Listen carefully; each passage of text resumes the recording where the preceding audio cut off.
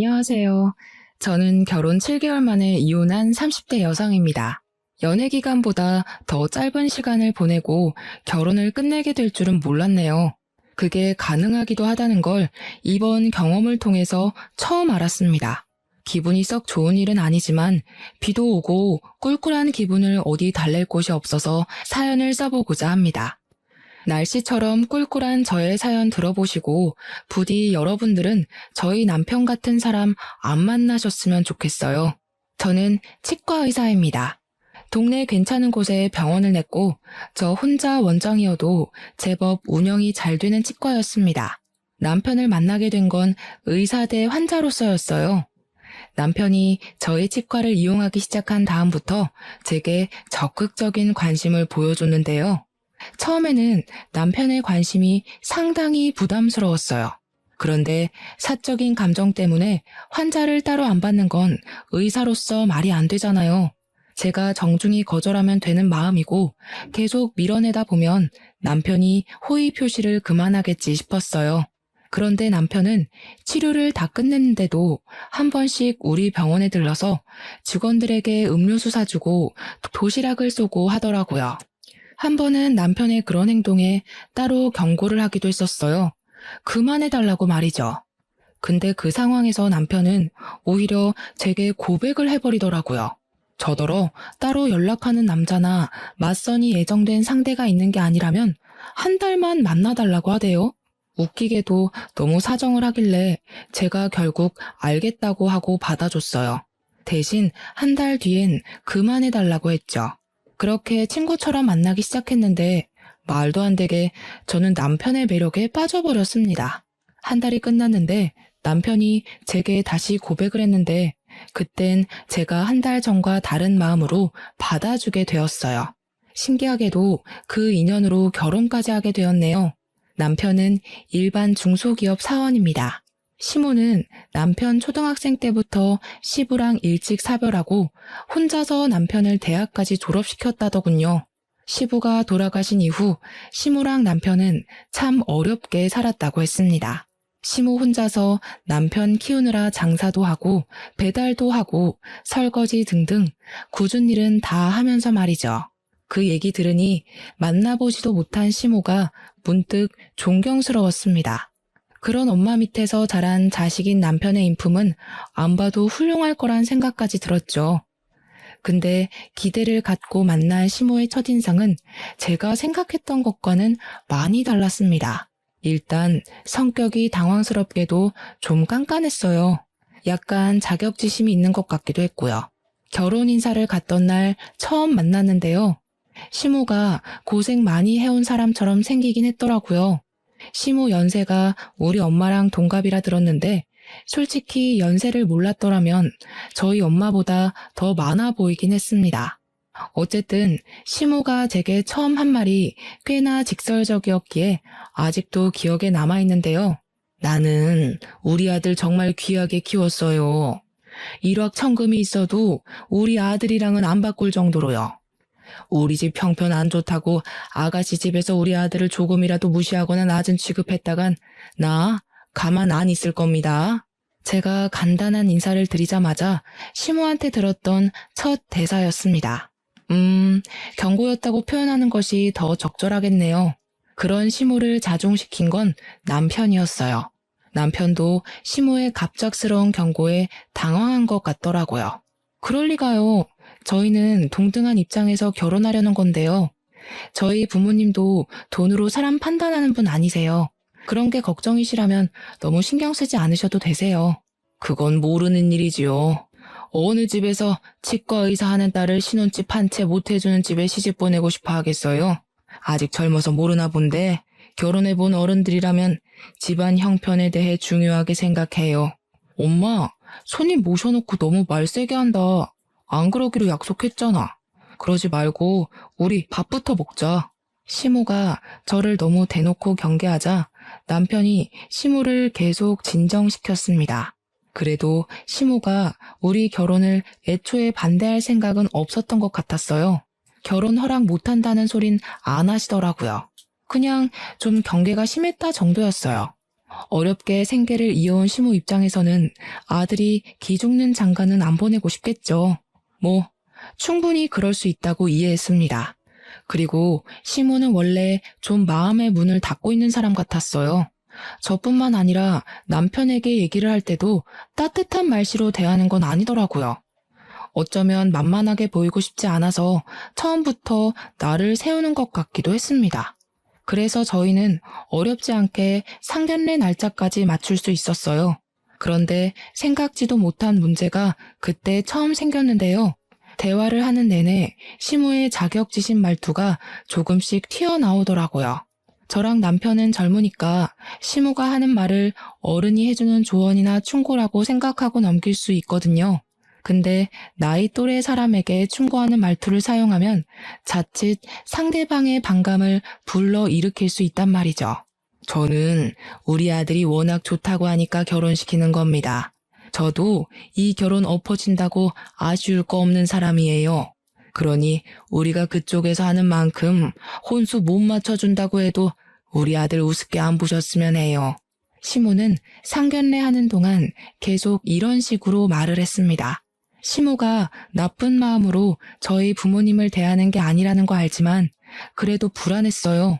괜히 남편까지 제 부모님 눈치를 보았을 정도니 저 또한 부모님 기분을 중간중간 살폈습니다. 저희가 기하게 큰 아들내미를 우습게 볼 리가 있나요?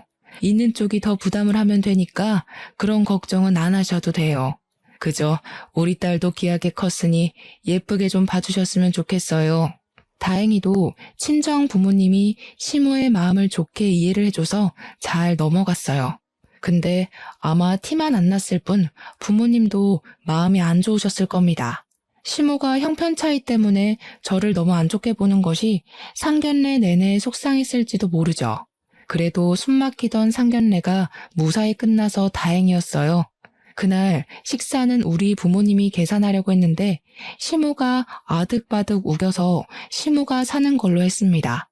왜 그랬는지 알 것 같지만 굳이 묻지는 않았는데 나중에 시모가 남편한테 따로 얘기하는 걸 듣고 씁쓸했어요. 시모가 남편에게 이런 사소한 식사값마저 우리 부모님 쪽에서 내도록 하면 우리 집안 같은 사람들이 은근 남편 집안을 무시한다고 남편한테 잘 새겨들으라 조언을 해주고 있더라고요. 정작 저희 부모님은 혹시 시모가 괜한 자격지심으로 저를 괴롭게 하진 않을까 그걸 걱정하셨거든요. 그래도 남편이 저랑 시모 중간에서 다리 역할을 잘해줘서 상견례 이후에도 큰 문제는 없었어요. 시모가 여전히 저를 경계하는 건 감안해야 할 부분이라 생각하고 애써 이해하며 결혼 준비를 이어갔습니다. 제게는 주기적으로 참석하고 있는 모임이 하나 있어요. 결혼하기 전 모임 사람들이 저 결혼한다니까 남편을 미리 소개해달라고 하더라고요. 그래서 남편에게 양해를 구해 의사 동기 모임에 남편을 데려가 소개한 적이 있었습니다. 저는 예비부부 자격으로 참석했지만 그 모임에 오는 사람들은 다 결혼을 해서 부부 모임이나 다름없는 곳이었어요. 그중 제가 결혼 막차를 타는 입장이었죠. 제 친구들이랑 친구들 남편을 만나는 자리라고 했더니 남편이 상당히 긴장하길래 불편하면 안 가도 된다고 말해 주었어요. 그랬더니 남편이 그건 또 아니라대요. 제 친구들한테 잘 보이고 싶다 보니까 뜻하지 않게 긴장되는 거라고 괜찮다고 하더라고요. 그 모습이 귀여워서 저는 안심시켜주면서 데려갔어요. 이렇게 순수한 남편을 친구들한테 얼른 자랑하고 싶어서 저 또한 들떠 있었습니다. 실제로 모임 사람들한테 남편 자랑을 엄청 했어요. 친구들은 제가 이렇게까지 신나 있던 적이 없었는데 남편의 파워가 대단하다며 제 남편을 덩달아 칭찬해 주었습니다. 그런데 그곳에서 생각지도 못한 문제가 발생했는데요. 친구가 결혼하는데 친구들이 당연히 상대방 인적 사항에 궁금할 거 아닙니까? 그렇다 보니 우리 남편한테 질문 공세도 엄청 들어올 거고요. 어떻게 만났고 어디가 좋아서 만나냐는 질문은 사실 어린애들이나 관심 있는 질문이잖아요. 이미 다들 자리 잡은 부부인데 남의 부부 러브스토리보단 스펙이 더 궁금할 거란 말이죠. 저는 저보다 돈 못 버는 남편이라고 부끄러웠던 적이 없었는데 남편은 제 생각과 달랐나 보더라고요.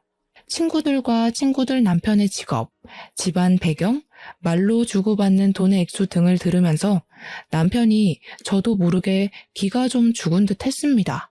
어느 순간 말이 없어지고 제 옆에서 묵묵히 밥만 먹더라고요. 제가 괜찮냐고 물어봐도 어색하게 웃을 뿐이었어요. 집에 돌아와서도 남편은 피곤하다며 말도 없이 그냥 바로 씻고 잠을 잤습니다. 참고로 저희는 친정 부모가 미리 증여해준 신혼집에서 동거 중이었어요. 아무튼 저는 남편이 자는 바람에 대화를 더 못해보고 걱정만 해야 했습니다. 남편이 뭐 때문에 기분이 안 좋은지 알 것 같아서 그렇게 생각하지 않아도 된다고 말해주고 싶었는데 그럴 수 없었어요. 실제로 친구들이 우리 남편 스펙이 좀 떨어지더라도 사람 인품은 모인 남편들 중에서 최고 같다고 칭찬해줬거든요. 그 말이라도 꼭 전해주고 싶었는데 내일로 미뤄야 했지요. 근데 내일도 저는 남편을 위로해줄 수 없었습니다. 다음날 다짜고짜 시모가 집에 쳐들어왔거든요. 남편이 제가 늦게 일어나는 사이 어제 모임 일을 시모한테 얘기했던 건지 시모가 집에 들어오자마자 들고 있던 가방으로 저를 한 대 치면서 따지더라고요. 너 우리 아들한테 갑질했니? 돈 없는 집안이라고 무시했어? 내가 너 이럴 줄 알았다. 이런 식으로 사람 기죽여서 우리 아들 머리 위에 올라앉을 작정이었냐? 네? 무슨 소리세요? 어머님, 일단 진정하시고 앉아서 얘기해요. 이런 더러운 집구석 엉덩이 붙일 생각 없다. 왜? 내 아들을 그런 모임에 데려갔니?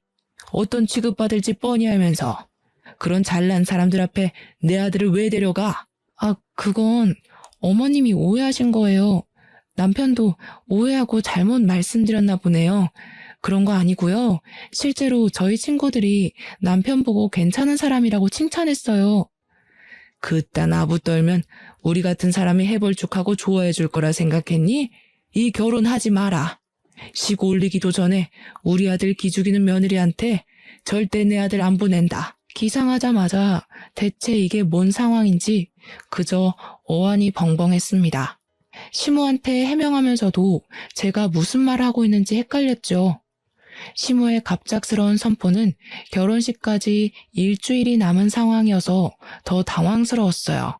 남편이 잠깐 화장실에 가 있을 때 시모가 들이닥친 거였는데 그때 남편이 분주한 소리 때문인지 화장실 문을 열고는 시모를 발견하자마자 헐레벌떡 튀어나왔습니다. 자기 엄마를 말리기 시작했죠. 엄마, 내가 오지 말라고 했잖아. 나 괜찮다고 했지. 내가 알아서 할 테니까 끼어들지 좀 마. 괜찮긴 뭐가 괜찮아. 네가 얼마나 자랑스러운 아들인데 그깟 고위 직업이 뭐라고 사람을 고개도 못 들게 하고 말이야. 저 여자가 너를 진심으로 생각해줬다면 그런 모임에 데려가면 안 되지. 저를 저 여자라고 부르는 시모에게 좀 놀랐어요. 섭섭하기도 했습니다. 근데 시모가 저를 정말 나쁜 사람으로 몰고 있으니 더 서름이 차오르더라고요. 시모의 원망을 들으면서도 저는 제가 뭘 잘못한 건지, 이게 이렇게까지 소란을 피울 만큼 잘못한 일인 건지 납득이 잘 안 되었어요. 제가 멍 때리고 있는 사이 남편이 알아서 흥분한 시모를 데리고 현관으로 향했습니다. 신발을 신고 나가면서 저한테 미안하다고 시모 좀 집에 데려다주고 오겠다며 사라졌죠. 얼마 뒤 다시 돌아온 남편은 제 눈치를 보면서 들어왔어요. 그러면서 하는 말이 시모를 잘 설득했는지 파혼 얘기는 신경 쓰지 말라며 미안하다 사과를 해왔습니다. 자기 이번 모임 불편했어? 어머님까지 아셨는데 나한테 숨기지 말고 다 얘기해줬으면 좋겠어. 사실 불편하긴 했지. 당신 친구들은 전부 의사고 친구 남편들도 의사나 검사나 한 자리 하는 사람들인데 나는 그냥 일반 회사원이잖아. 내가 못나서 자기까지 못나 보일까봐 미안해서. 그런 생각이 들었으면 나랑 먼저 얘기를 해서 풀어야지. 어머님한테 전화해서 상담하면 어떡해. 그리고 당신은 내가 당신을 직업으로 판단할 사람으로 보였어? 그게 아니라 그냥 나 혼자 좀 그랬나 봐. 미안해. 다음부턴 당신한테 얘기해 줄게.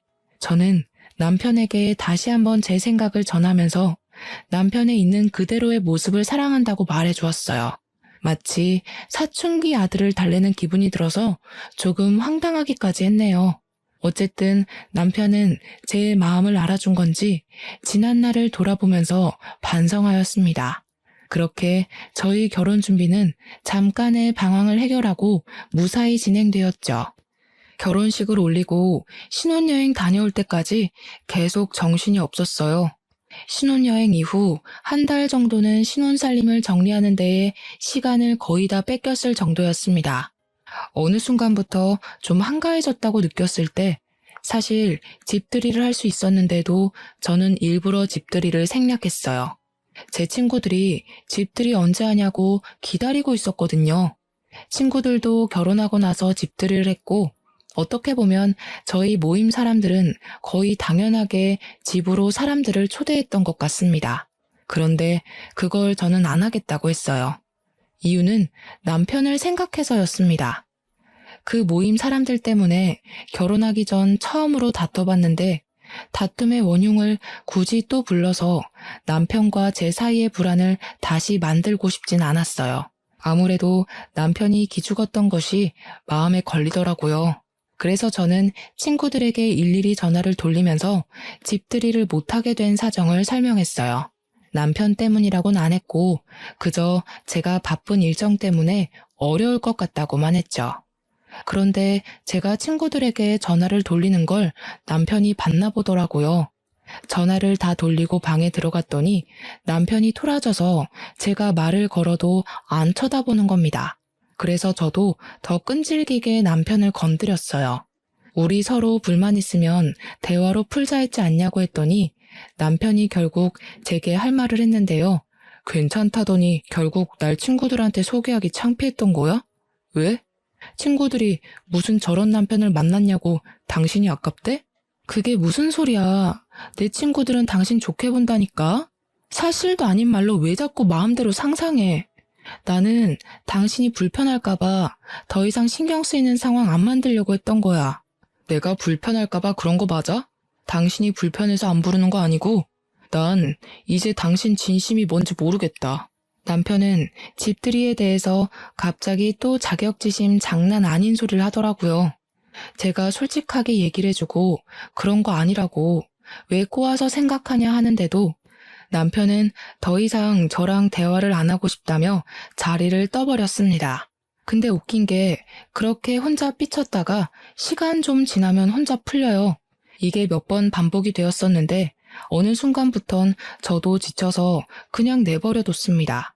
제가 남편한테 제 친구들 얘기를 안 하는데도 남편이 혼자 저를 밀어냈다가 당겼다가 하길래 그게 가끔씩 이해가 잘 안 되기도 했는데요. 굳이 싸우기 싫어서 남편한테 물어보진 않았거든요. 근데 남편이 결혼하고 나서부터 자기 직장에서 은근 저랑 비교를 당하나 보더라고요. 갈수록 예민해지더니 집에 와서는 저보다 우월하려고 기를 쓰는 느낌이 드는 겁니다. 어느 날 제가 일 때문에 잠깐 빨래를 밀었었는데 남편이 그동안은 별말 없다가 뜬금없이 그걸로 시비를 걸기 시작했어요. 이럴 거면 일을 그만두던가. 집에 여자가 있는데 어떻게 집안 꼴이 이렇게 엉망이야? 집 신경 안 쓰고 계속 일할 거면 차라리 나한테 돈이라도 주든지 해. 뭐? 집안일 안 한다고 돈 달라는 건 뭔 논리야? 그리고 집안일은 나만 해야 돼? 당신이 먼저 빨래 봤으면 좀 해줄 수도 있는 거잖아. 그럴 거면 아내랑 남편이란 말이 왜 있겠어? 우리 집은 다른 집이랑 다르게 남편이랑 아내 사이에 격차가 너무 없는 것 같아.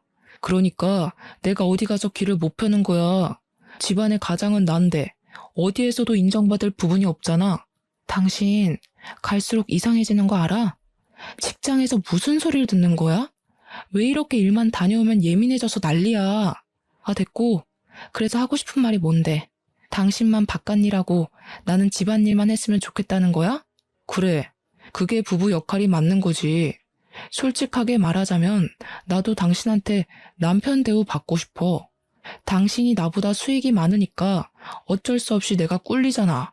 남편의 바람은 제가 의사를 관두길 바라는 거였어요. 맞벌이를 하더라도 남편은 남편이고 부인은 부인인 건데 꼭 바깥일 집안일로 그 역할을 구분해야 하나요? 옛날이야 그랬지. 요즘은 남녀 상관없이 커리어를 갖고 결혼하는 사람들이 많잖아요. 저는 제가 탱자탱자 노는 마누라보다는 낫다고 생각을 하거든요.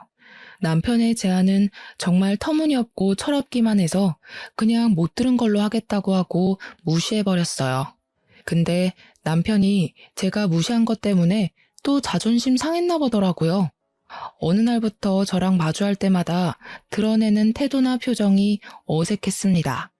뭐 그렇다고 저한테 더 이상 시비를 거는 건 아니라서 별말 않고 넘겼어요. 남편 삐치는 게 한두 번도 아니고 내버려두면 항상 그랬듯 알아서 아무 일 없었다는 듯이 행동할 거라 생각했거든요. 그런데 이번에는 남편 행동에 좀 다른 점이 있었어요. 남편이 주말마다 시댁을 자주 가더라고요. 초반에는 그냥 내버려 뒀는데 나중에는 한번 물어봤거든요. 그럼 남편은 그저 후다닥 나가면서 시모가 혼자 밥 먹는 거 외로워한다고 점심만 시댁에서 먹겠다고 하면서 사라져버리더군요. 남편이 주말마다 그렇게 가버리면 저야말로 집에서 혼자 점심을 먹었습니다. 저희는 분명 신혼부부인데 어째 신혼이 아니라 한 5년 이상은 산 부부 같은 느낌이 들었어요. 저도 갈수록 남편에게 서운함이 쌓이더라고요. 그렇지만 말 못했죠. 괜히 남편을 종용했다가 시모가 남편 뺏어간다고 생각할까봐 그냥 이 모든 상황을 좋게 생각하려고 했어요. 그런데 어떤 날에는 남편이 주말에 시댁에서 자고 올 때가 있어요.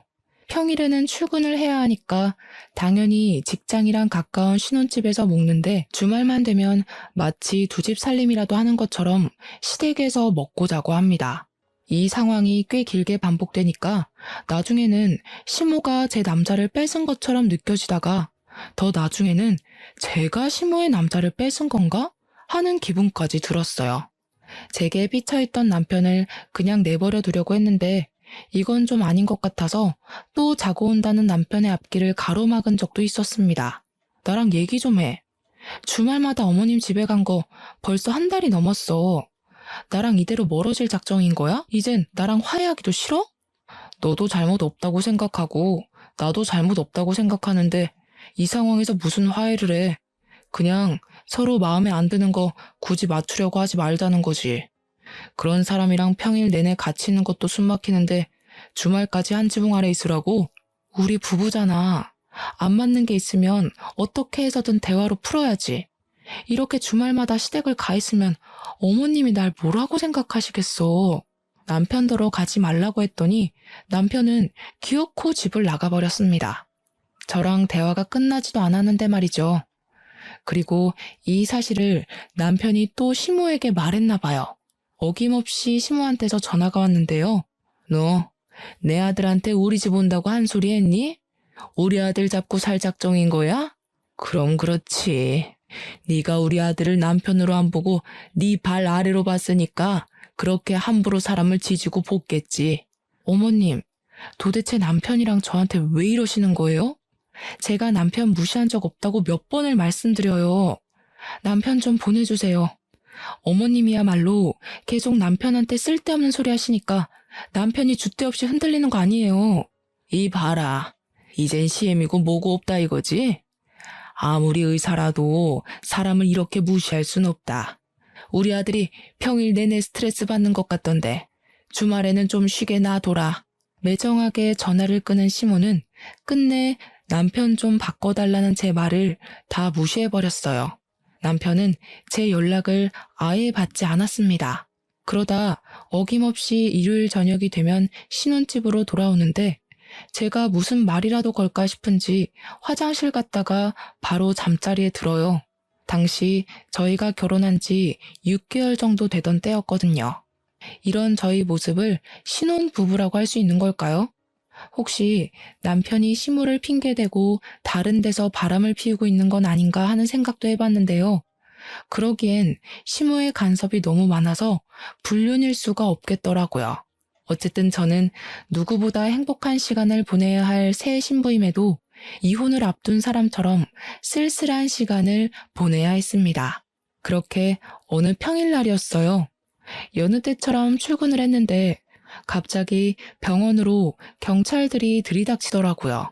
환복도 못한 저는 경찰에게 무슨 일이냐고 물었습니다.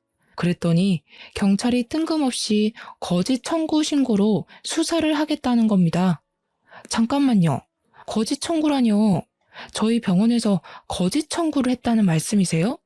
죄송하지만 잘못 알고 오신 거 아니에요? 저희는 그런 적이 없는데요.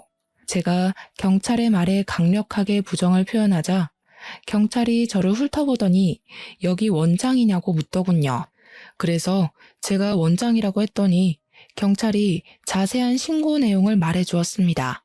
우리 병원에서 제가 진료 행위를 하지도 않았는데 했다고 사문서를 위조하는 부정 방법으로 진료비를 갈취했다는 겁니다. 그게 수사 이유래요. 저는 설명을 듣고도 더 이해할 수 없어서 무슨 말도 안 되는 소리를 하냐고 대체 누가 그런 엉뚱한 신고를 했냐고 따졌습니다.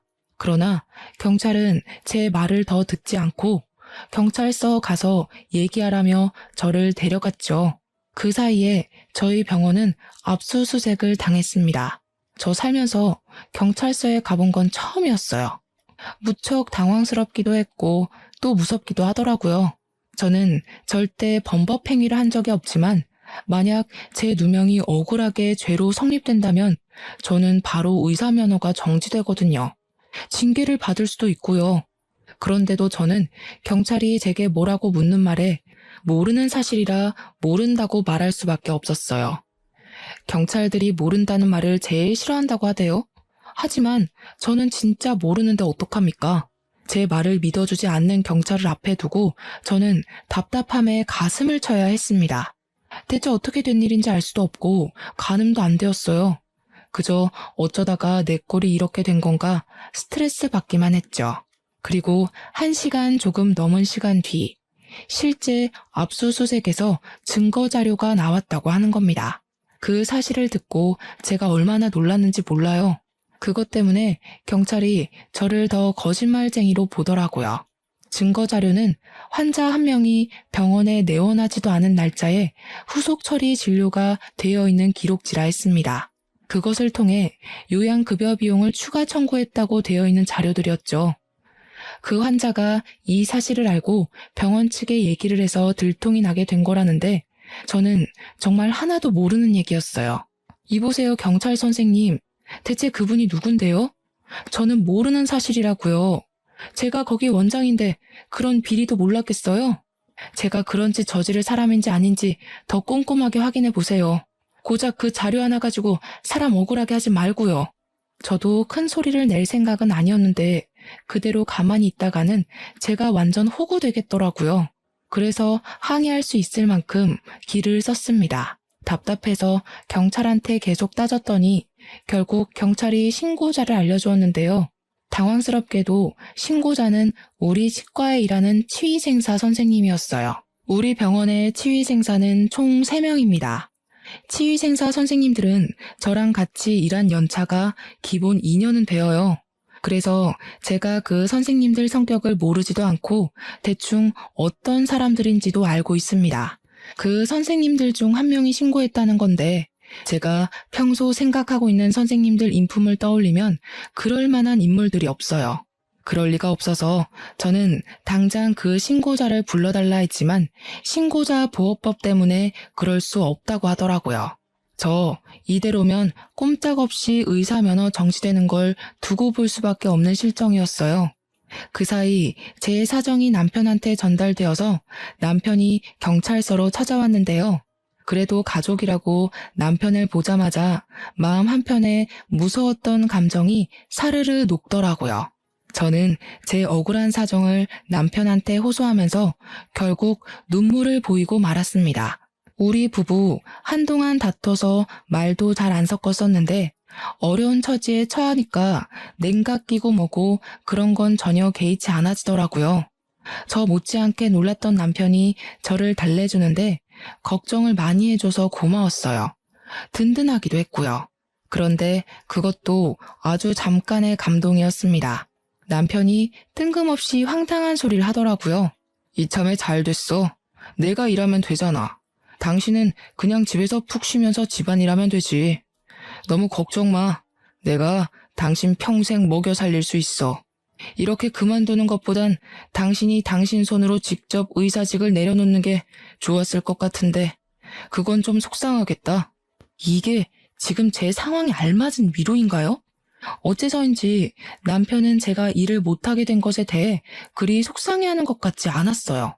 저도 모르게 남편이 남처럼 낯설게 느껴지더라고요. 그래서 맞잡고 있던 손까지 슬쩍 놓아버렸습니다. 남편의 말을 못 들은 척하면서 경찰한테 다시 제 의견을 어필했어요. 저는 이 사실 인정 못한다고, 내가 모르는 사실 때문에 자격정지를 받아들일 수 없다고 따졌죠.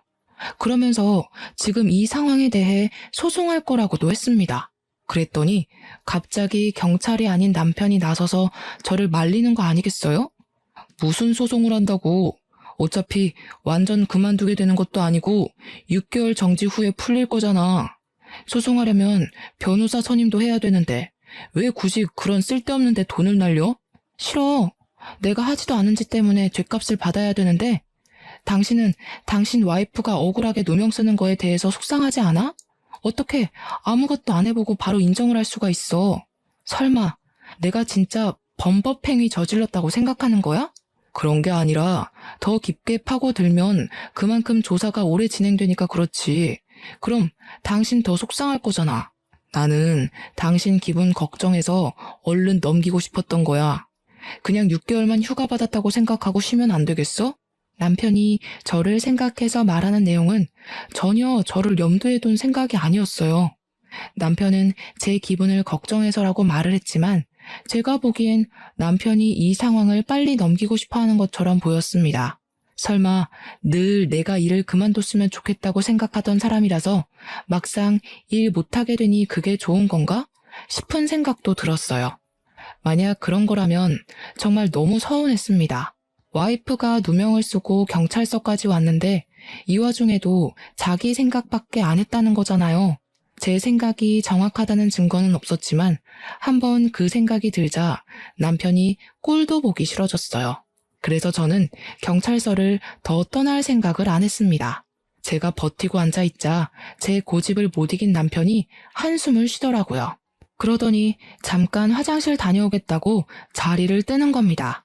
화장실은 저도 가고 싶었던지라 남편이 자리를 뜨고 한 1분 뒤에 뒤따라 나갔습니다. 근데 앞장서서 가는 남편이 화장실로 안 가고 비상구 계단으로 방향을 틀더라고요.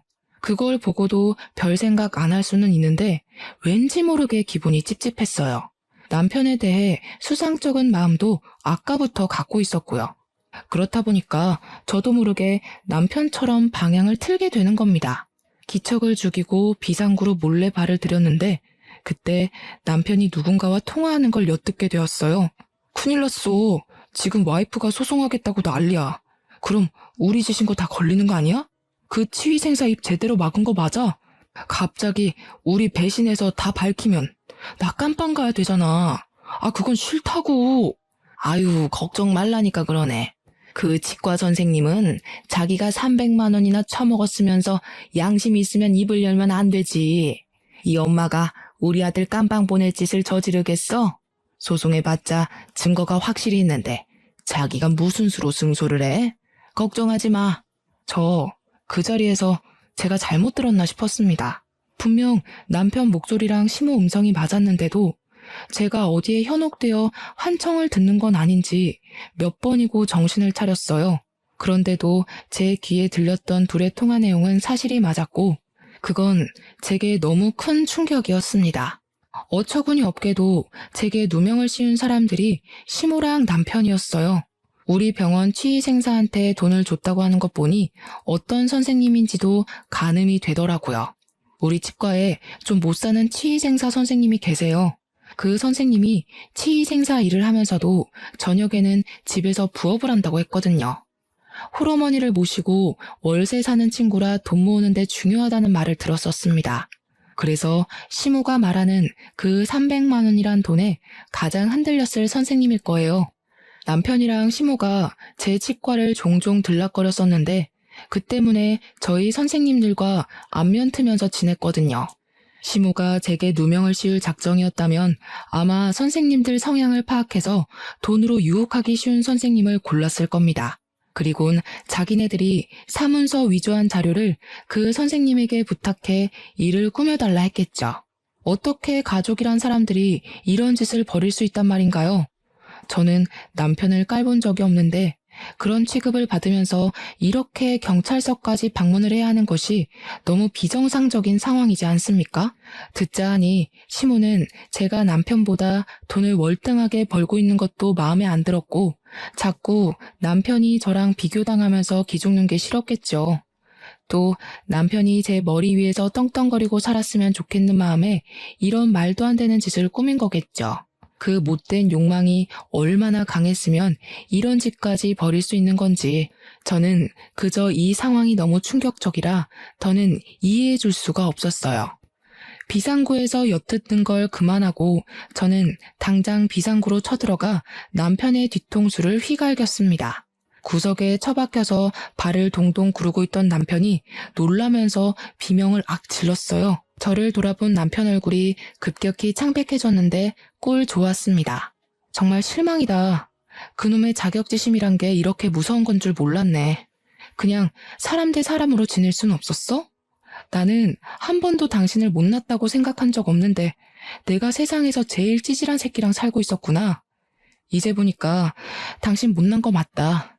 내가 본 사람들 중에 역대급으로 못났고 불쌍해. 뭐? 어떻게 남편을 그런 식으로 말할 수가 있어? 아니, 대체 언제 들어온 거야? 설마 나 통화하는 거 다 들었어? 여기서 내가 안 들었으면 앞으로 나 어떻게 됐을까? 그거 생각하니까 진짜 끔찍하다. 멀쩡한 사람 속여서 직장 관두게 만들어 놓고 당신이랑 당신 엄마는 뻔뻔하게 기세등등했을 거 아니야. 가서 당신 엄마한테 전해. 그쪽 덕분에 안 그래도 찌질한 아들 시궁창 제대로 빠졌다고. 저는 남편이 들고 있는 폰을 뺏으려고 했어요. 그러자 남편이 피하면서 갑자기 제 앞에 무릎을 꿇더라고요. 여보, 그런 게 아니야. 당신이 어디서부터 어디까지 들었는지 모르겠는데 사실이랑 왜곡된 부분이 많을 거야. 일단 나는 엄마가 시키는 대로 해서 뭐가 뭔지 잘 몰라. 장난하니? 나 처음부터 다 들었어. 더 듣기 싫어서 당신 머리통 후려친 거고 어떻게 다 들킨 마당에도 발뺌하기 바쁘냐?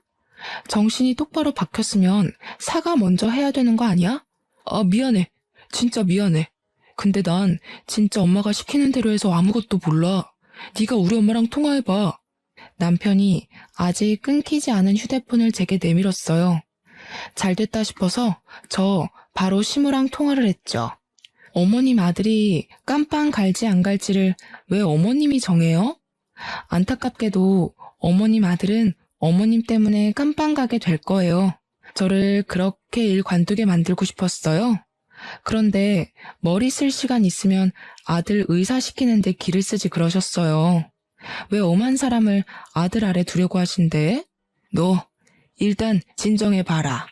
우리 만나서 얘기를 해보자. 아무래도 대화로 풀어보는 게 좋을 것 같네. 지금 내가 너희 집으로 갈 테니까 가서 기다려. 아니요. 아직 상황 파악이 안 되신 것 같은데 저한테 명령할 입장 안 되세요. 저 그동안 스트레스 너무 많이 받았거든요. 두 사람 깜빵 앉혀놓으면 제가 숨을 못 쉴 것 같아서 안 되겠어요. 이해 좀 하세요. 저는 전화를 끊자마자 남편을 발로 밀어버리고 그대로 비상구를 뛰쳐나갔어요. 당장 경찰서로 돌아가 증거로 제출했습니다. 제게 얻어맞고 욕먹은 남편이 뒤늦게 정신을 차리고 쫓아왔지만 증거물은 이미 제출된 뒤였죠. 경찰은 거기에 녹음된 남편과 시모의 대화를 듣고 증거로 채택해 주었습니다. 그때부턴 상황이 역전되어 시모랑 남편이 되레 구속이 되었어요. 사기죄와 사문서 위조죄는 제법 중죄라서 감방 살기 싫다는 남편은 끝내 감방 신세를 지게 되었죠. 그리고 범행을 도왔던 치위생사 선생님도 나중에 잡혀왔는데 그 선생님은 제가 그냥 합의해 줬어요. 그 선생님은 나쁜 짓을 하려고 작정했던 게 아니라 돈 때문에 흔들린 거잖아요. 선생님의 어려운 생계를 걱정해서 고소는 안 했어요. 대신 우리 병원에서 해고하는 걸로 합의를 보았죠. 다행히 저의 의사면허 정지 처분은 취소 처리가 되었습니다. 하마터면 당당한 제 커리어에 빨간 줄이 그을 뻔한 게 계속 제 심장을 떨리게 만들었어요. 저에게 이런 짓을 한 그들을 용서할 수 없어서 고소를 했지만 그 전에 시모 얼굴 보고 꼭 한마디를 해주고 싶더라고요. 그래서 시모가 구속되기 전에 얼굴 보러 찾아갔었어요. 시모는 저를 처음 대면했던 그때처럼 날선 눈으로 노려봤습니다. 여태까지 아들 혼자 키우면서 열심히 사셔놓고 왜 스스로 무덤을 파셨어요? 얼마 안 남은 인생 아들도 못 만나고 시간만 축내게 생겨서 어떡해요? 열등감만 죽이셨어도 그쪽 노후는 꽃밭이었을 텐데 아쉽네요. 내 노후는 너만 아니었어도 편했어. 처음부터 순진한 우리 아들 꼬셔서 머슴살이 시키려고 했던 게 누군데? 그 꼴이 불보듯 뻔한데 내가 그걸 그대로 둘 리가 없잖아. 도대체 어떻게 사셨으면 사람 말을 안 믿는 거예요? 그쪽 행동이 잘못돼도 한참 잘못됐기 때문에 상황이 이렇게 됐다는 거 모르겠어요? 제발 깜빵 다녀오면 정신 똑바로 살길 바랄게요.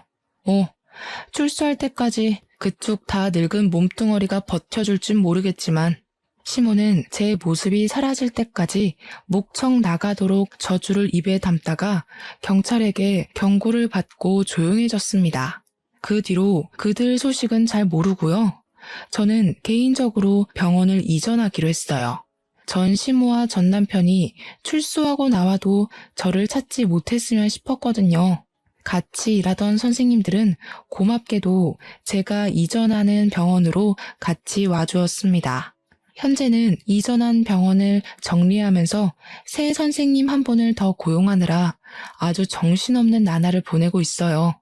새로 시작하는 병원에서는 부디 사건 사고 없길 바라고 좋은 일만 있었으면 싶네요. 그렇게 저랑 전 남편은 연애 2년에 결혼 생활 7개월로 종지부를 찍었습니다. 행복하고자 약속했던 결혼이었는데 너무나 불행했고 2번 다시 결혼을 꿈꾸기 싫을 만큼 악몽 같은 시간이었어요. 부부가 결혼해서 마음 맞춰 사는 건 기적 같은 일이라는 걸 깨달았어요. 그리고 결혼 연차 10년, 20년 찍는 분들을 정말 존경하게 되었어요. 분명 안 맞는 부분도 있으실 텐데 수많은 고비를 넘고서 미래를 함께하고 계신 거잖아요. 박수받아 마땅한 분들이 아닌가 싶습니다. 아무래도 제 내면을 더 키워야 될 것 같아요. 당분간은 일에만 열중하면서 왠지 다시 얻은 것만 같은 저의 인생을 잘 가꿔보도록 하겠습니다. 꿀꿀했던 제 사연 들어주셔서 감사드리고요. 함께하는 동반자와 쭉 행복하셨으면 좋겠어요.